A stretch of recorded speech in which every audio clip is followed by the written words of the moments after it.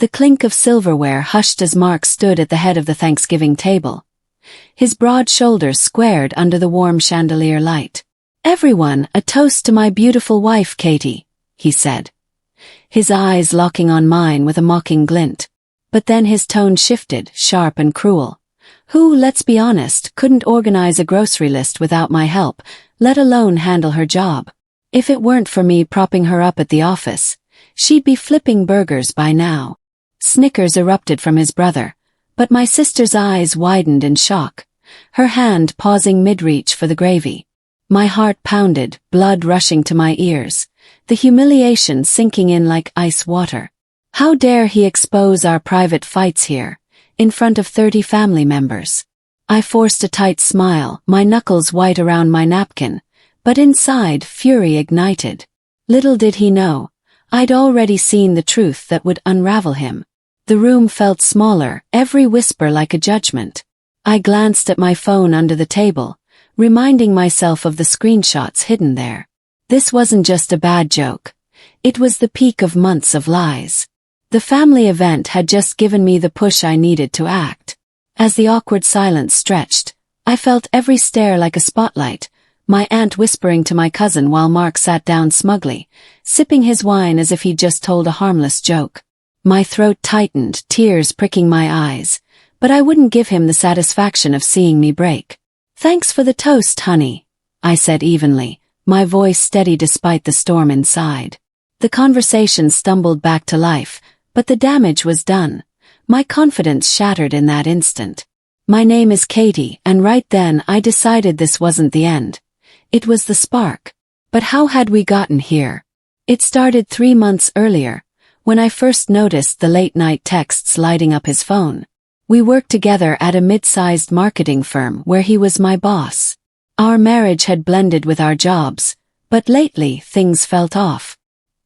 He stayed late more often, and his praise went to others.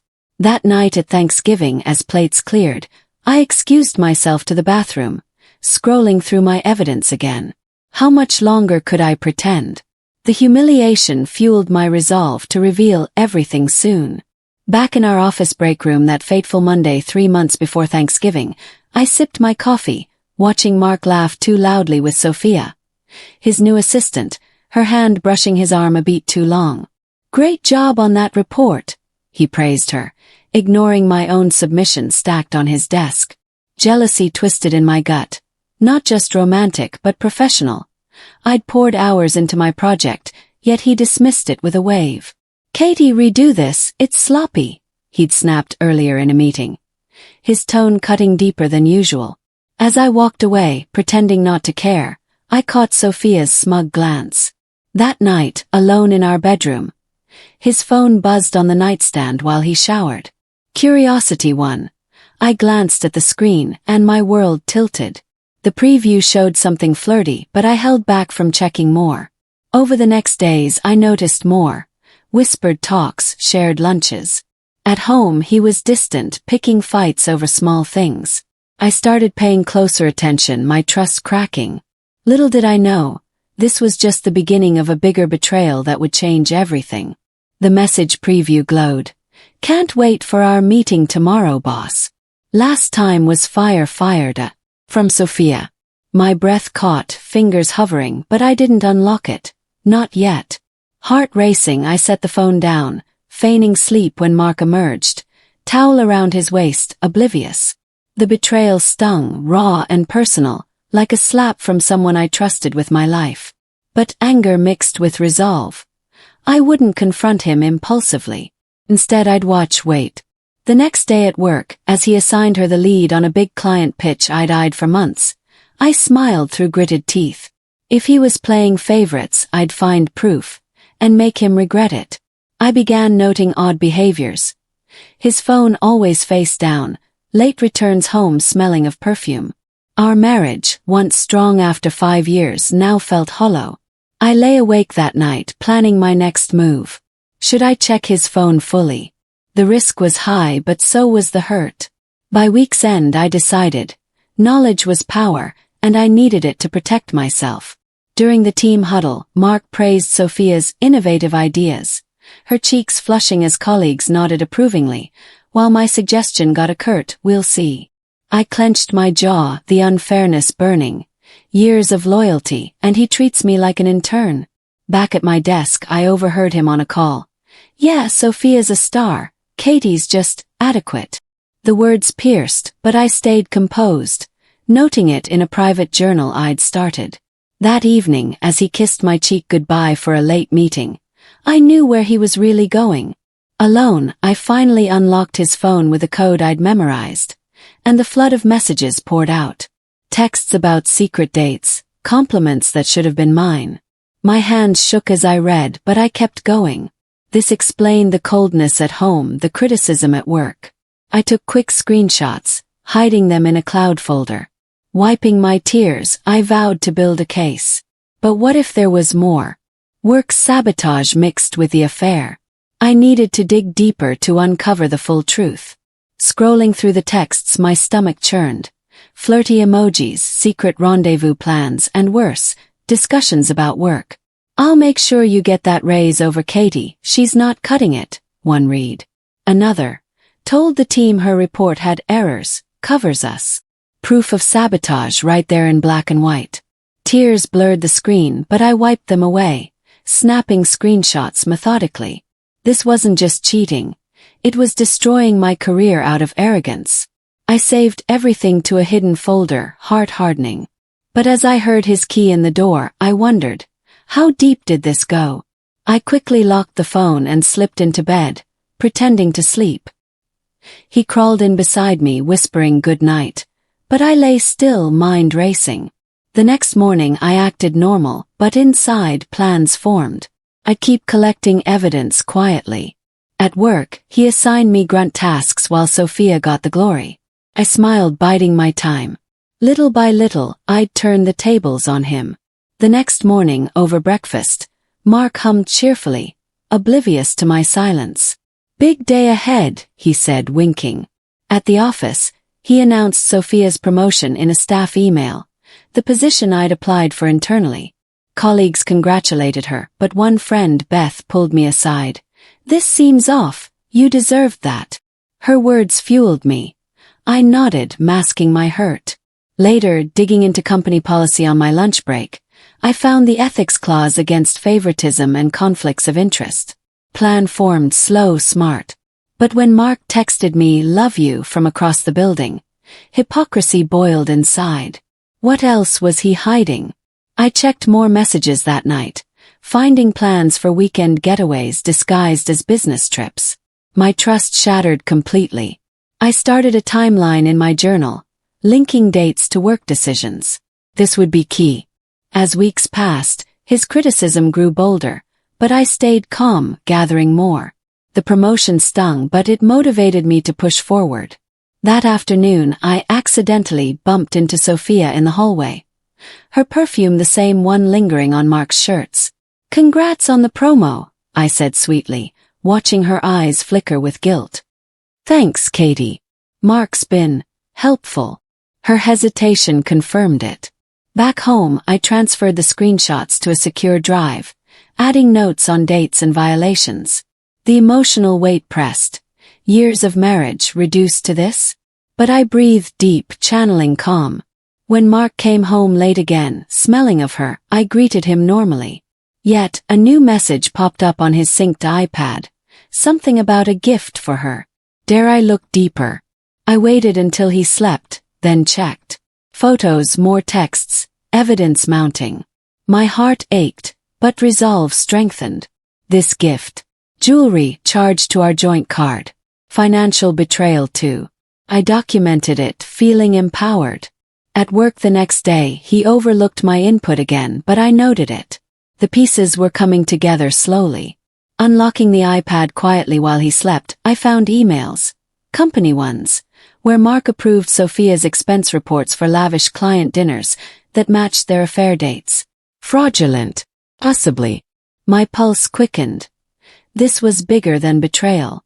I documented it all, feeling a shift from victim to strategist. The next day, he criticized my work in a review meeting, his hand subtly tightening on the table when I pushed back calmly. Don't question me, he snapped. Colleagues exchanged glances. I smiled inwardly. His temper was showing cracks. But then Beth whispered a warning. I heard he's pushing for your transfer. Alarm bells rang.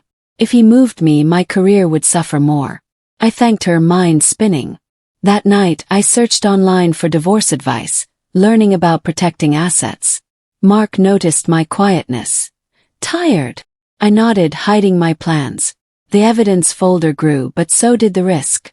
What if he caught on before I was ready? Alarmed, I met Beth after work at a coffee shop, her face serious. Mark mentioned in a call that you're underperforming. Once you moved to a lesser role. The stakes skyrocketed. Lose my job and I'd lose everything in the divorce. Thanks for the heads up, I said, hugging her. Back home, I consulted an online divorce forum anonymously, learning about asset protection. Mark noticed my distraction. You okay? His fake concern irked me. I nodded, but inside resolve hardened. That night, I found a lawyer's contact. Time to prepare. What if he accelerated his plans? I scheduled a discreet meeting for the next week. Meanwhile, at work, he piled on more criticism, but I documented each instance. Sophia avoided me, her guilt obvious. The timeline showed a clear pattern. Affair starts, my reviews drop.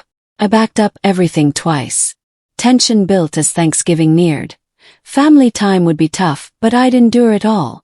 The lawyer's office was stark. Her voice steady as I laid out the messages and evidence. This could be grounds for alimony and a strong case, she said, but warned. Gather more, make it ironclad. I left empowered but tense. Mark's annual review of me loomed. At work he cornered me. Shape up, Katie, or changes are coming. His threat hung heavy, but I met his gaze evenly. Understood. Later, I accessed shared drives discreetly, finding altered performance logs favoring Sophia. Jackpot. But as I saved them, a notification pinged. Had he seen? My heart skipped, but no reaction came. I exhaled, adding the files to my collection. The lawyer reviewed them remotely, confirming their value. As days passed, Mark grew irritable, perhaps sensing something. I kept up appearances at home, cooking dinners, but my mind was on the plan. The review meeting approached. Would he demote me then? The suspense was intense. No alert came, but paranoia set in. That evening, Mark was affectionate, cooking dinner like old times. We good? He asked, his hand on mine. I forced a smile, stomach twisting at the lie. Of course. Internally, I replayed the humiliation ahead at Thanksgiving. Family would see his true colors soon. The next day, Sophia approached me hesitantly. Katie, about Mark. Her words trailed, eyes darting. Was she about to confess?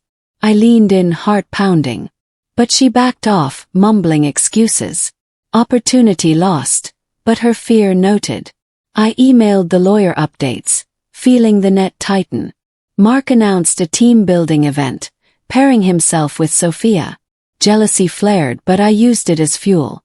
That night, sifting through more messages, I found one about getting rid of obstacles. Me? The implication chilled me. Time to confide in HR anonymously. But a knock at the door startled me. Mark, early. I hid the screen just in time. He breezed in, phone in hand, but I closed my laptop just in time. Working late, he teased. Always, I replied coolly. Tension crackled unspoken. The following week, during the team event, he and Sophia exchanged glances, his hand grazing her back. Colleagues murmured. Beth pulled me aside. Everyone's noticing. Good, the whispers would help. I snapped subtle photos, adding to my dossier. But when Mark pulled me for a private chat, his face stern, fear gripped me. We need to talk about us. My mind raced. What did he know? In the room, he complained about my distance, but I deflected. Suspicion lingered in his eyes. After I strengthened my backups, Thanksgiving loomed closer, family invites arriving. I'd play the happy wife, but inside, plans brewed. A new message that night. Sophia urging caution. They were worried. Perfect, their paranoia meant I was getting closer. In the empty conference room, he sighed dramatically. Katie, you're distant. Is something wrong? The irony, him cheating yet blaming me. I kept composure. Just stressed. He nodded, but his eyes narrowed suspiciously. Leaving, I felt watched. That weekend, I met the lawyer again, signing preliminary divorce papers. File when ready, she said. Empowerment surged. But Monday brought a bombshell email. My performance review tanked by Mark. Demotion looming. Rage built. How far would he go? I printed it, evidence in hand. At lunch, Beth confirmed. Sophia's getting your projects. The favoritism was blatant now. I requested a meeting with HR, anonymous tip line first. Investigate conflict of interest, I typed. Heart racing, I watched Mark laugh with Sophia from afar. That night he came home irritable. Rough day, some audit nonsense. Had my tip landed? His unease was satisfying, but then his phone rang. Sophia. What were they plotting now? Eavesdropping from the hallway, I heard snippets. Careful, someone might know. His voice tense. Paranoia on his side now. Perfect. I slipped away unnoticed. The next day, HR announced a routine ethics review. Mark's face paled in the meeting. I stayed neutral, but inside victory neared. Family Thanksgiving approached. I'd endure his facade there. But a twist, my sister called. Mark's been bad-mouthing you to relatives. The web spread. How much more before I struck? I shared minimal details with her, gaining an ally. As the holiday neared, Mark grew nervous, snapping at small things. The drive to the family home was tense. His jokes forced. Arriving, hugs abounded, but whispers hinted at his gossip. Dinner built suspense. Would he humiliate me as planned? I kept my phone ready, evidence at fingertips. The toast moment arrived, and his words cut deep, as expected. But I held back my response. Thanksgiving Eve, Mark packed cheerfully, but I spotted a new message on his screen.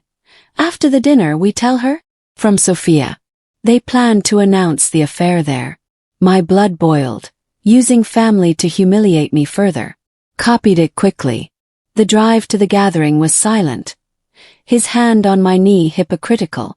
Arriving, relatives hugged us, oblivious. But as dinner started, Mark's nervous fidgeting hinted at more. Was there another layer to his betrayal? Mid-meal before the toast, my cousin pulled me aside. Mark asked about your issues, said you're unstable at work. He'd been poisoning family too.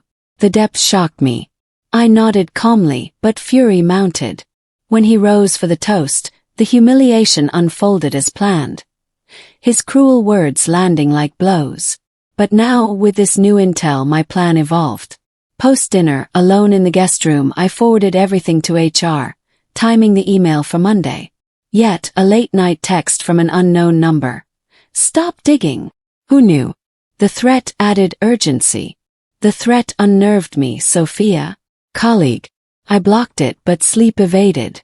Thanksgiving wrapped awkwardly, family sensing tension. Mark smug in victory.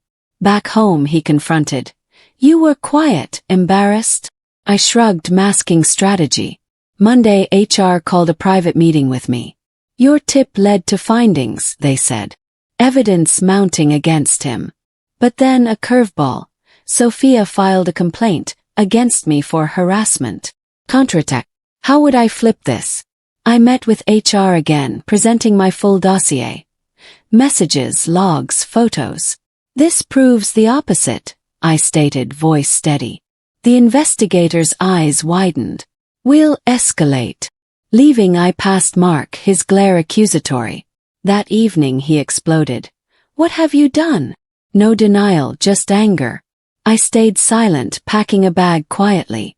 But as I left for a hotel, his desperate call came. Wait, I can explain. Too late. The board got involved next, deepening the audit. The board audit revealed more. Mark's embezzlement of small funds for gifts to Sophia. My evidence had cracked it open. Colleagues whispered support as he was suspended pending investigation. I thrived in interim projects, earning praise. But a twist, Sophia approached tearfully. He forced me into it. Alliance. I listened warily, recording discreetly. Her details sealed his fate. Family called, outraged after I shared select truths. Mark's world crumbled, but one final ploy. He tried calling relatives, spinning lies, but they sided with me. At the hotel I felt safe, planning the divorce filing. Work buzzed with rumors. I kept professional. Sophia's confession to HR helped, confirming sabotage. Mark's suspension turned to termination whispers. I prepared for the endgame, heart lighter. The timeline held. No loose ends, just justice unfolding step by step. Desperate, Mark showed up at my hotel, begging forgiveness, arrogance cracked. It was a mistake, he pleaded, hand outstretched. I shut the door firmly, no words needed. His downfall self-inflicted. HR's verdict came. Fired for misconduct, ethics violations. Sophia transferred, cooperative. I accepted the promotion to his role. Colleagues applauding. The emotional release washed over me. Tears of relief in my new office. But the divorce hearing loomed, promising more justice. I moved into a temporary apartment, focusing on work. Praise rolled in. My ideas shone without sabotage. Family rallied, disowning Mark's calls. His isolation grew. I filed the papers, citing adultery and fraud. The court date set, suspense built. What defense would he mount? But with messages revealed, victory seemed near. The promotion felt earned after years of hard work. In court, Mark's lawyer spun tales, but my evidence dominated. Messages projected, his face ashen. Judge ruled in my favor. Assets split fairly, alimony secured. Family disowned him, his isolation complete. Walking out, sunlight hit my face, freedom tangible. At work, I led my first meeting confidently, ideas flowing.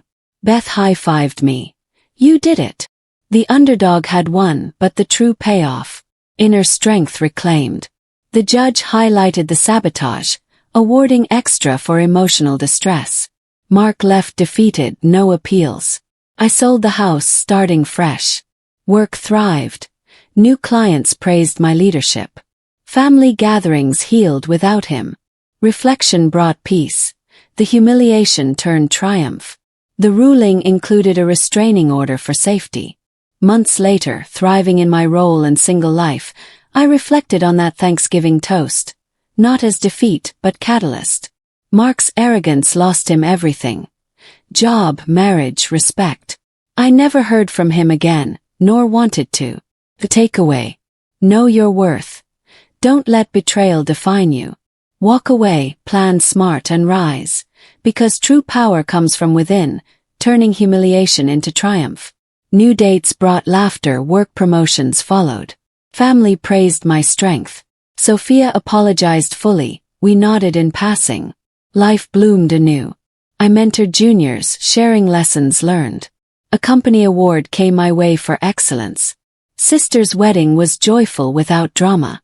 Mark faded into irrelevance, reportedly struggling. Empowerment defined me now. I started a support group at work for ethics issues, preventing future problems. Family bonds strengthened, holidays peaceful. Mark reportedly struggled, jobless and alone. But I focused forward, not on his fate. Promotion to senior manager came with a salary boost.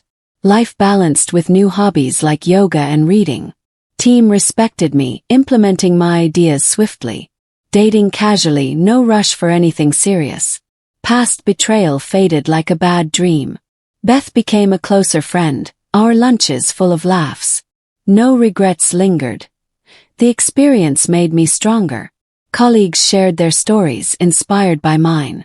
The company culture improved under my influence. One day, Beth shared that Sophia quit, starting anew elsewhere. Closure for all involved. I bought a house, a symbol of my independence. Court alimony arrived monthly, a reminder of justice served. Work awards piled up, recognizing my contributions. Inner peace achieved, No more sleepless nights. I mentored Sophia's replacement fairly, ensuring no favoritism. Family praised my resilience at every gathering. No loopholes in my story. Timeline solid from discovery to triumph. Friends facing similar issues sought my advice. The messages that started it all now felt like distant history. Years blended, but the Thanksgiving memory empowered me still. I hosted my own gatherings, toasts genuine and warm. Mark vanished from social circles completely.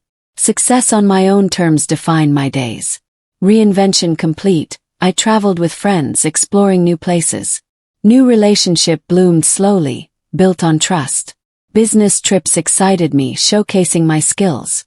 Life felt full, abundant with possibilities. The public humiliation had sparked a fire that led to this freedom. I shared my story anonymously online, helping others heal.